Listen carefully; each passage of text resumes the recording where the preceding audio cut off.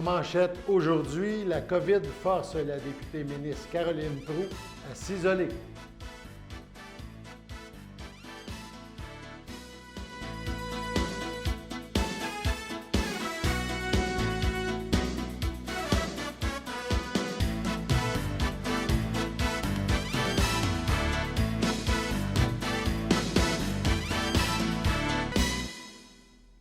Bienvenue à votre bulletin d'information sur les ondes de CTRB ce 8 décembre 2020.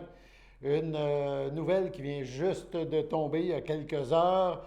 La COVID force la députée ministre de Berthier, Caroline Proulx, à s'isoler. En effet, un membre de son entourage ayant été en contact avec une personne dont le test de dépistage de la COVID-19 s'est avéré positif, force l'isolement de la députée de Berthier et ministre du Tourisme pour les prochains jours. Madame Proulx l'a confirmé sur Facebook.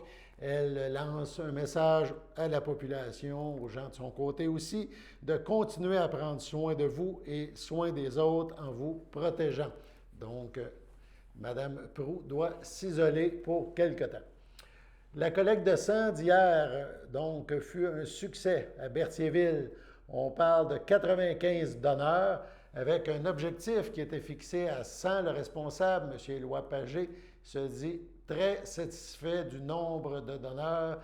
Merci aux gens qui ont donné du sang à cette clinique. Poursuivons avec de l'information concernant la MRC de Dautré. La MRC de Dautré annonce la tenue de la première rencontre de sa table de concertation des acteurs culturels de son territoire. Par acteurs culturels, on parle des artistes, d'artisans, de promoteurs d'entreprises ou d'organismes culturels et membres de divers comités dont la mission est de participer à la valorisation de la culture et du patrimoine sur le territoire de la MRC. La date de cette première rencontre sera officiellement connue sous peu. Chose certaine, cette rencontre se déroulera au début de la nouvelle année. La MRC Dautré a également accepté la proposition du ministère de la Culture et des Communications du Québec concernant l'entente de développement culturel. La MRC accepte la proposition du ministère de contribuer pour un montant de 160 000 $. Le ministère doit contribuer pour ça à la prochaine entente de développement culturel qui aura une durée de 3 ans. La MRC Dautré, de son côté, s'engage à remettre dans cette enveloppe un montant de 120 000 $ pour la durée de l'entente. Donc, on parle d'une nouvelle entente de 3 ans, acceptée par les deux parties. Quelques informations maintenant concernant le conseil municipal de Lanoraie. Hier soir, au conseil municipal de Lanoraie, qui se déroulait à huis clos, il a été question de la collecte de sang du maire Jean. Celle-ci aura lieu le 2 mars prochain au gymnase La Source Dautré de 10h30 à 19h30. Ça se fera sous surprise de rendez-vous. On en parlera un peu plus tard dans les bulletins dans les prochaines semaines et les prochains mois. De plus, Mme Jacinthe Brissette, conseillère, a été nommée mairesse suppléante à la mairie de Dautré pour une période de 3 mois. Donc, elle pourra remplacer au besoin le maire Jean et autant à la municipalité qu'à la MRC. Le conseil municipal de Lanoraie a aussi tenu à remettre plusieurs dons en cette fin d'année à différents organismes de la municipalité. On parle d'un total de dons de 5 700 $. Les voici, ces dons. Un montant de 2 000 $ a été remis à Moisson-Lanaudière, 2 500 $ au Carrefour Émilie de Lanoraie pour les paniers de Noël à l'occasion de la Guignolée 2020.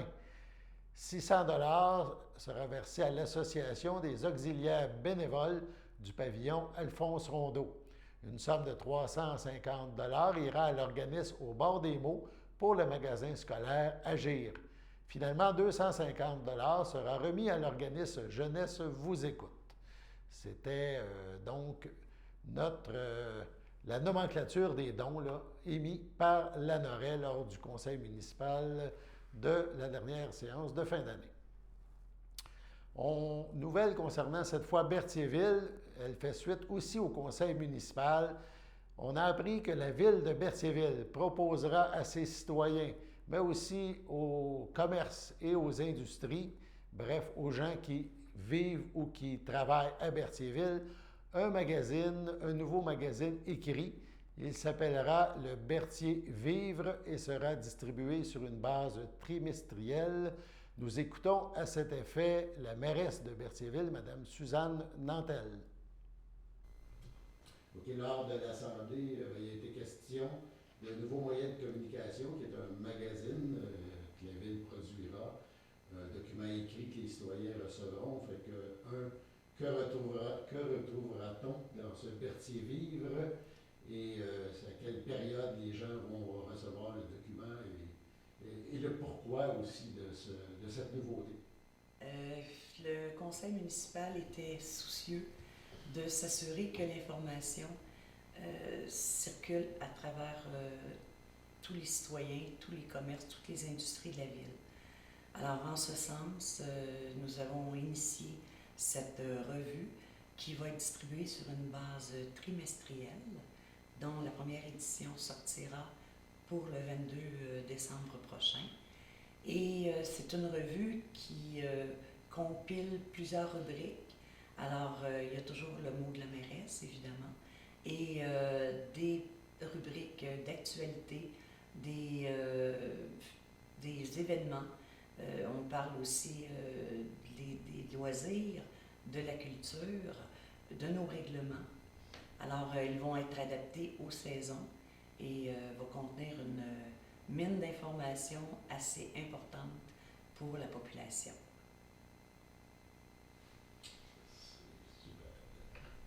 Voilà donc un nouvel outil de communication à la ville de Berthierville.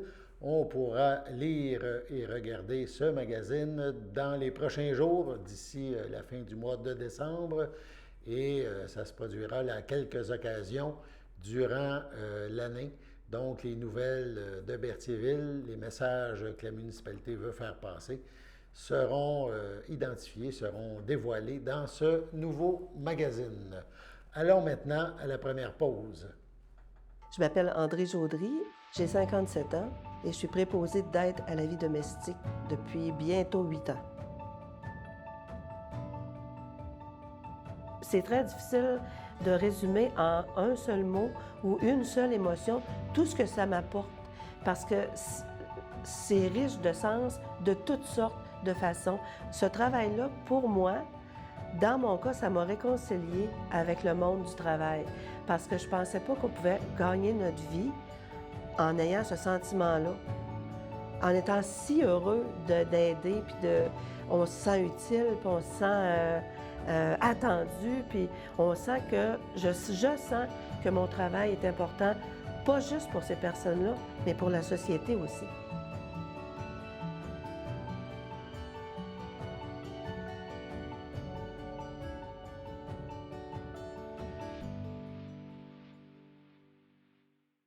Le samedi matin, dès 9h30, nos téléspectateurs sont invités au Super Bingo télévisé diffusé de nos studios de Berthierville.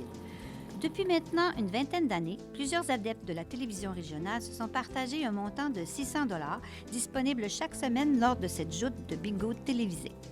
Un animateur et 3 bénévoles se succèdent à la caméra dans le but de vous faire passer une petite heure agréable et payante le samedi matin.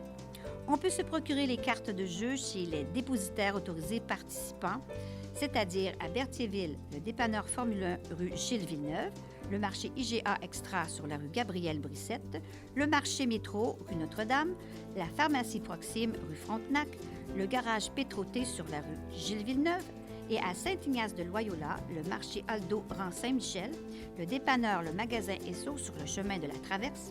C'est un rendez-vous tous les samedis matins à 9h30 sur les ondes de CTRB, votre télévision régionale et communautaire.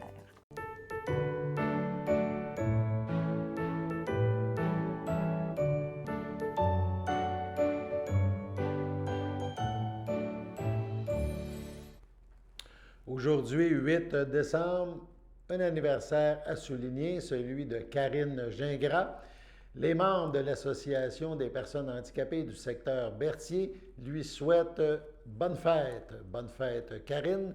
Également, si en ce 8 décembre, C'est votre anniversaire, chers téléspectateurs. Toute l'équipe de CTRB se joint à moi pour vous souhaiter un heureux anniversaire.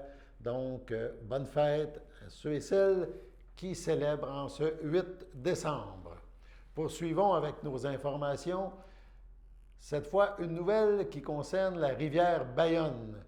Le ministère des Transports, l'organisme des bassins versants zone Bayonne, la MRC d'Autrey, la ville de Berthierville, la municipalité de Sainte-Geneviève-de-Berthier ont collaboré ensemble, ont uni leurs efforts le 1er décembre dernier pour extraire divers débris, notamment un arbre, de la rivière Bayonne. Tout ça s'était coincé là, sur le pont à proximité, entre autres, de la route 138.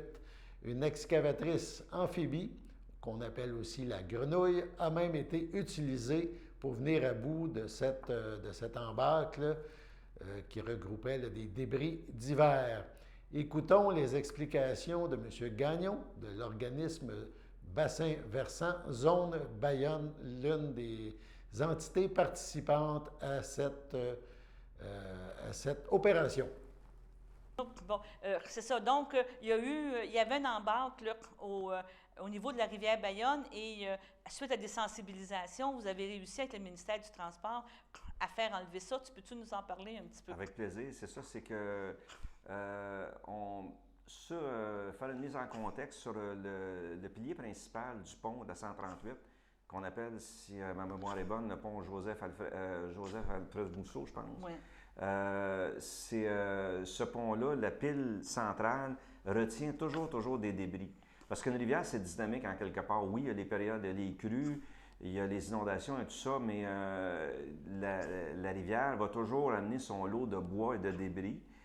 Ça descend tout le temps, on ne les voit pas, mais quand tu n'as pas d'empêchement ou quoi que ce soit, je veux dire, tu as des centaines de kilomètres parce que tu as du bois sur les rives du Saint-Laurent, on le sait, jusqu'à où est-ce qu'il y a les marées. Depuis qu'on fait l'observation de la Bayonne, où est-ce qu'on va faire nos analyses, il y a toujours du stock à côté sur le pilier central, mais c'est toujours gérable, c'est minime. Puis à un moment donné, la crue fait le ménage, quand tu as une grosse pluie, ça part. Mais là, depuis cet été, au milieu du mois d'août, on a des citoyens riverains qui ont remarqué que là, il y avait du stock et on a commencé à communiquer avec la zone Bayonne, avec les municipalités et tout ça. Et les citoyens disaient, bien, y a-t-il quelque chose qui va se passer avec ça? C'était préoccupant. Mais bon, nous, on en a fait part au ministère des Transports, mais jusqu'à la mi-octobre, c'était pas préoccupant. Mais à partir de la mi-octobre, il y a un gros arbre qui s'est comme collé du côté est. Et là, ça a fait une obstruction, on peut le voir sur les photos. Et là, cette obstruction-là, nous autres, quand on était faire nos analyses, ça nous a allumés. Et les citoyens communiquaient avec nous autres aussi, nous ont dit, oh, là, ça commence à être sérieux. Puis là, nous, la préoccupation qu'on a eue, c'est que si les glaces, quand on va avoir la prise des glaces qui doit se faire là, ça aurait pu favoriser un couvert de glace anormalement épais. Okay. Puis si ça se barre, mais à un moment donné, comme on voit ça logiquement, si ça se barre, mettons, à partir du pilier, aller jusqu'au bord, bien, il y avait des gros risques pour le printemps 2021. Donc, on a communiqué avec le ministère des Transports du Québec. On a communiqué avec ça, un travail collaboratif énorme avec la MRC d'Autrey aussi. Je remercie Stéphane Allard, l'ingénieur des barrages et cours d'eau aussi en passant. Et finalement, notre travail avec les citoyens, MRC, Sainte-Geneviève, Berthierville, tout le monde, à un moment donné, on a fait une équipe du tonnerre, comme on dit. Oui. Et on a réussi à faire l'intervention par le ministère des Transports, où est-ce qu'on voit ce qu'on appelle l'excavatrice amphibie, qu'on appelle communément la grenouille. La grenouille, oui. Et elle est venue le 1er décembre et ils ont travaillé fort. Ils ont travaillé vraiment fort pour défaire l'obstruction. Et finalement, de l'avis de tous les experts qui étaient sur le pont, parce qu'on a eu un bon spectacle, ils ont, écoute, de voir tout travailler ces experts-là, on a passé une belle journée, Daniel, c'est le fun. Mais de l'avis de tous les experts qui étaient là, effectivement, ils ont dit qu'on ne s'était pas trompé. Ça causait un énorme risque pour le printemps 2021. Donc, c'était vraiment des débris naturels. C'était pas des castors ou des choses comme ça qui créent aussi des embarques des fois ou des barrages. Là. Exactement. Puis si on remonte, peut-être qu'on peut extrapoler, on remonte peut-être quand on parlait au début de l'émission du 13 avril. Tu sais, il y a déjà du stock. Et parce que quand on a des crues ou on va communément appeler, mettons, le langage commun des déluges, là, Oui, à un oui. moment donné, des grosses pluies, des pluies intenses, bien, il y a toujours des décrochages qui se font de façon plus ou moins naturelle. Et à un moment donné, tu as toujours des arbres et des branches qui tombent dans le cours d'eau. Fait que là, ça nous porte à dire que si éventuellement on fait une petite plug, c'est dans les cartons du ministère des Transports du Québec de refaire le pont de 138, ce qui va arriver éventuellement, on conseille, on a juste un pouvoir de concertation, mais qu'on aimerait ça qu'il n'y ait pas de pile dans le milieu. Parce que c'est un ramasse-cochonnerie. Oui.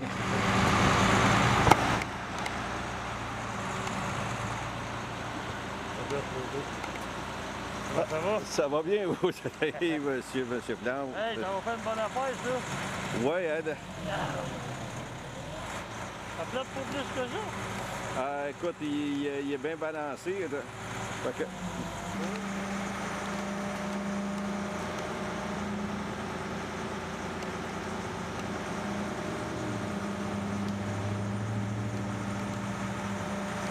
Comment qu'il va ramasser les affaires, le pas, l'estacade. non, ça va être installé. Jamais qu'il va ramasser ça. Donc, vous avez vu à l'œuvre la fameuse grenouille sur la rivière Bayonne à Berthier. Maintenant, allons à la pause. Sachez que vous pouvez nous faire part de vos commentaires, soit pour une annonce gratuite sur notre babillard ou toute autre suggestion en nous rejoignant par téléphone au 450-836-5103, 450-836-5103, ou bien par courriel tvcberthierville@hotmail.com, sur Facebook en écrivant Facebook CTRB. Et surtout, n'hésitez pas à visiter notre chaîne YouTube afin d'y retrouver une grande partie de notre programmation sur YouTube CTRB. Les émissions sont classées par catégorie, vous permettant de chercher moins longtemps. Vous pouvez aussi cliquer sur le rectangle rouge « S'abonner » pour être à l'affût des dernières émissions enregistrées.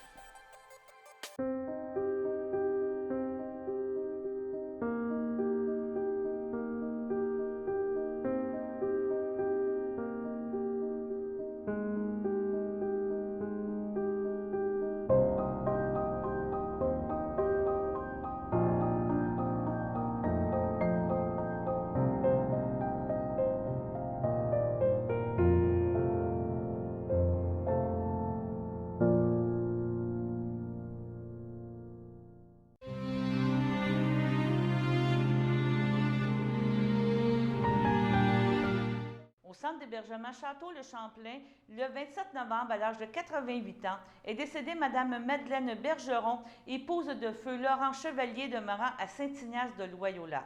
Elle laisse dans le deuil ses enfants, Jean Chevalier, Jacinthe Valois, Claudine Latour, feu Alain Chevalier, Denis Chevalier, Sylvie Chevalier, Ghislain Valois, ses petits-enfants, Pierre-Luc Chevalier, J.F. Fortin, Rachel Chevalier, Mathieu Coulombe, Marilyn Chevalier, Dave Courchaine, Émile Chevalier, Danny Roy, ses arrière-petits-enfants, Eva, Ilia, Léonie et Flavie, son frère, sa sœur et ses beaux-frères et belles-sœurs, Denise Latour, feu Roger Bergeron, Lise Bergeron, feu Jean-Guy Harper, Gaston Bergeron, André Chevalier, ainsi que plusieurs neveux, nièces, autres parents et amis. La famille vous accueillera le samedi 12 décembre au complexe funéraire Efterio de Berthierville dès 12h30 et suivra une cérémonie en toute intimité à compter de 14h. Au CHSLD Parfila-Ferland de Saint-Charles-Borromée, le 28 novembre, à l'âge de 93 ans, est décédé M. Jean-Claude Rémillard, époux de Mme Thérèse Tellier, demeurant à Berthierville. Il laisse dans le deuil, outre son épouse, ses enfants, Roch, Denise, Diane et Nelson Rémillard, ses petits-enfants, José, Alexandre Bélan, Sophie et Mathieu, ses arrière-petits-enfants, Xavier et Florence, sa sœur Pierrette Rémillard, Roger Tremblay, ses beaux-frères et belles-sœurs, Julien Tellier, Lucienne Caillé, André Tellier, Lise Brunel, ainsi que plusieurs neveux, nièces, autres parents et amis. La famille vous accueillera le samedi 12 décembre dès 9h30 au complexe funéraire Efterio de Berthierville. Les funérailles auront lieu le jour même en l'église de Sainte-Geneviève de Berthier à compter de 11h. Au centre d'hébergement Champlain de Château de Berthier, le 29 novembre, à quelques jours de ses 84 ans, est décédée Mme Liliane Poudrier-Bibeau, épouse bien-aimée de feu Gabriel Bibeau. Elle laisse dans le deuil ses enfants, Daniel Nathalie Brazeau, Lise Christian Dutremble, ses petits-enfants, Cynthia Olivier Tremblay, Chanel Kevin Paul-Émile, Sandra Michel Benjamin, Joanie Robert, ses arrière-petits-enfants, Edgar, Éléonore, Françoise, Pénélope, Marguerite et Albert, son frère et ses sœurs, Réjeanne Florent Lavallée, Roger, Lise Feu Glenn Campbell, Denise Tom Bond, Niki Feu Carole Jacques Trottier, Diane Terry Burton, sa belle-sœur Hélène Bibeau, ainsi que plusieurs neveux, nièces, autres parents et amis.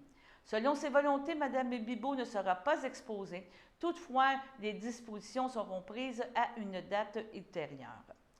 Au CHSLD Le Château du Champlain de Berthierville, le 30 novembre, à l'âge de 88 ans, est décédée Mme Georgette Bibeau, épouse de feu Bertrand Bellemare, demeurant à Berthierville et native de Saint-Edmond. Elle laisse dans le deuil ses enfants, Lise Bellemare Gilles Chrétien, Francine Bellemare Michel Ricard, Daniel Bellemare Suzanne Brouillette, Yves Bellemare Daniel Dubois, ses 7 petits-enfants et 17 arrière-petits-enfants, son frère Germain Bibeau, feu Cécile Rémillard, ses beaux-frères et belles-sœurs Estelle Chrétien, feu Edgar Bibeau, Martial Bibeau, feu Lise Grenier, Bernardin Grenier, feu Madame Bellemare, ainsi que plusieurs neveux, nièces, autres parents et amis. La famille vous accueillera le dimanche 13 décembre au complexe funéraire Efterio de Berthierville. Suivra une liturgie en la chapelle du complexe à compter de 15 heures. Madame Bibeau sera inhumée au cimetière de Saint-Edmond à une date ultérieure. Accidentellement, à Saint-Jean-de-Matha, le 29 novembre, à l'âge de 46 ans, est décédé M. Pascal Clément, conjoint de Chantal Pagé, demeurant à Saint-Ignace et autrefois de Saint-Thomas de Joliette. Il laisse dans le deuil, outre sa conjointe, ses enfants, Raphaël Clément, Olivier et Jonathan Marcil, ses parents, Robert Clément, Georgette Tremblay, ses beaux-parents, Jean-Pierre Pagé, Louise Itu, ses frères, sœurs, beaux-frères et belles-sœurs, Martin Clément, Jade Fournier, Pierre-Olivier Clément, Gabriel Lapointe, Maryse Clément, François Cartier, David Tremblay, Valérie Raby, ainsi que plusieurs neveux, nièces, autres parents et amis. La famille vous accueillera le samedi 19 décembre dès 11h au complexe funéraire Efterio de Berthierville et suivra une liturgie en toute amitié à la chapelle du complexe.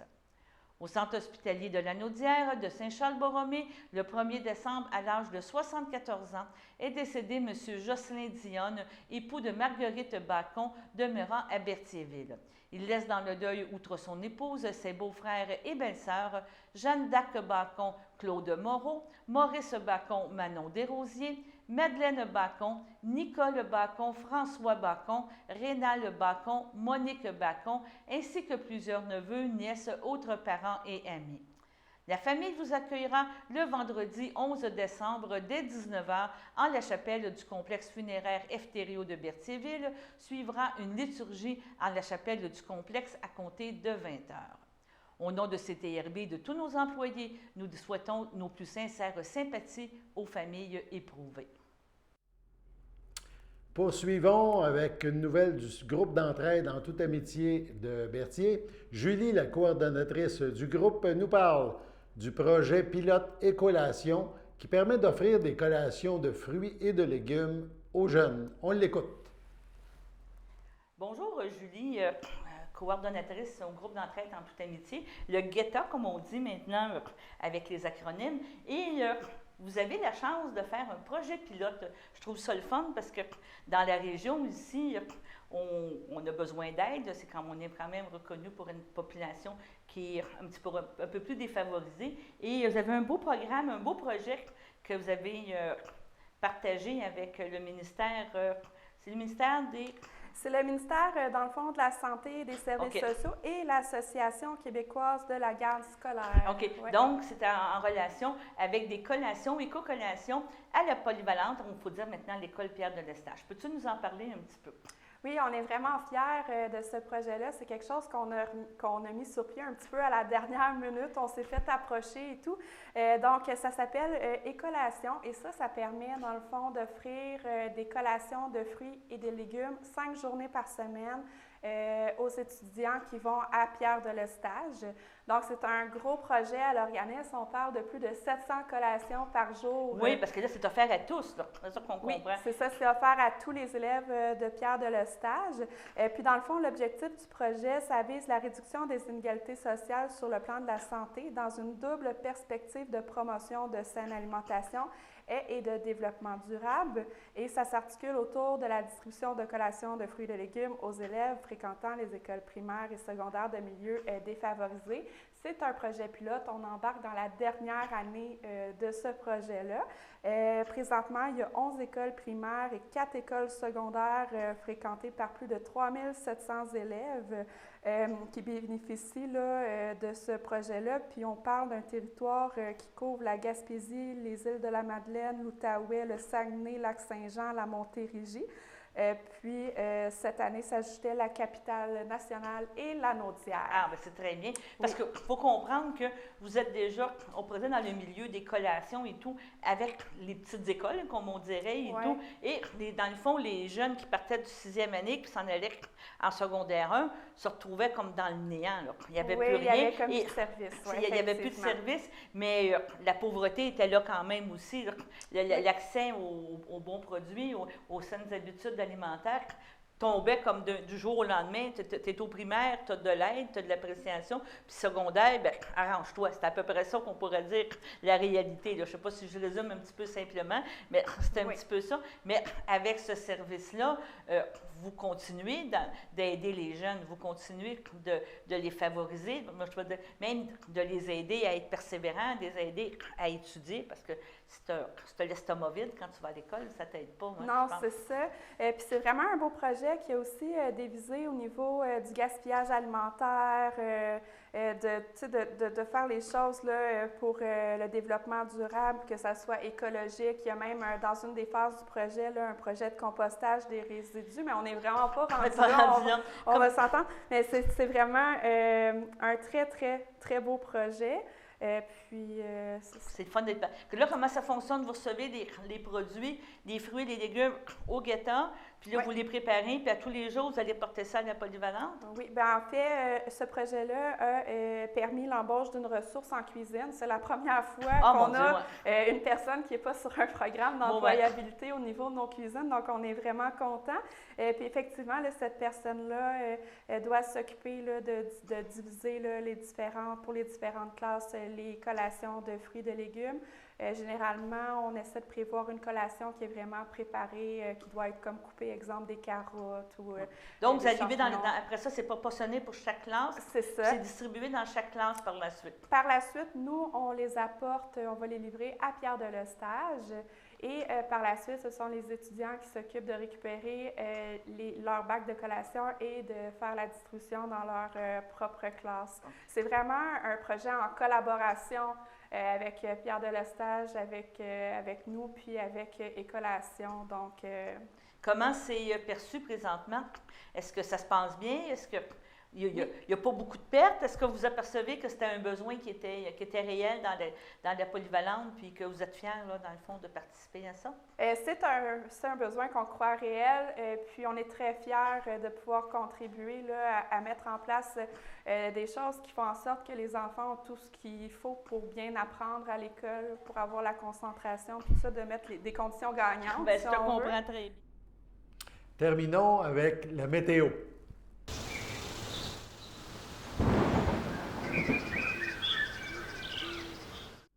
Ce soir, ciel variable, température moins 5, ressenti moins 9. Cette nuit, nuageux avec quelques flocons, température moins 7, ressenti moins 13. Mercredi matin, faible neige, température moins 5, ressenti moins 9. En après-midi, nuageux avec quelques flocons, température à la hausse, moins 1, ressenti moins 4. Voilà, c'était votre bulletin d'information en ce 8 décembre sur les ondes de CTRB. Alain Bellumeur, votre lecteur aujourd'hui au pupitre. Bonne fin de journée sur nos ondes.